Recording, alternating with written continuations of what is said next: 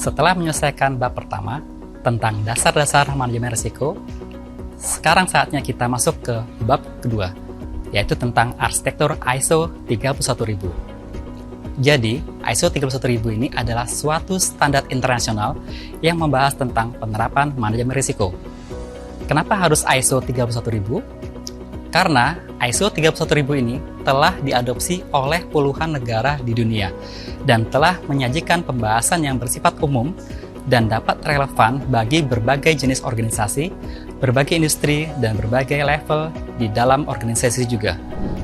ISO 31000 ini memiliki 3 buah komponen utama di dalamnya, yaitu prinsip manajemen risiko, kerangka kerja manajemen risiko, dan proses manajemen risiko. Pada komponen prinsip manajemen risiko, terdapat satu tujuan utama manajemen risiko yang berada di tengah-tengah lingkaran, serta terdapat 8 prinsip manajemen risiko yang mengelilinginya. Prinsip manajemen risiko ini adalah semacam suatu landasan berpikir yang harus menjadi acuan apabila organisasi kita ingin menerapkan manajemen risiko dengan baik. Selanjutnya, komponen kedua adalah kerangka kerja manajemen risiko. Kerangka kerja manajemen risiko ini terdiri dari 6 buah bagian yang dimulai dari kepemimpinan dan komitmen.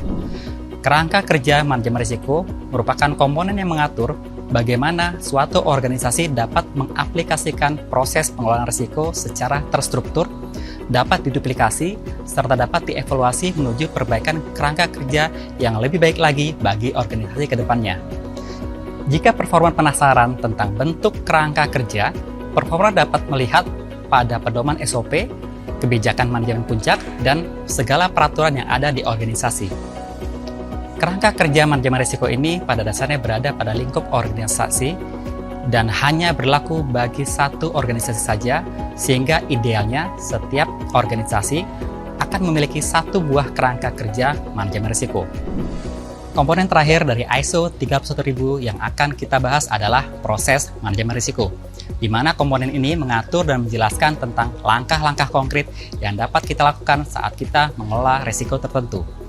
Oke, jadi hal-hal tersebut adalah penjelasan singkat seputar arsitektur ISO 31000 yang memiliki 3 buah komponen di dalamnya, yaitu prinsip, kerangka kerja, dan proses manajemen risiko.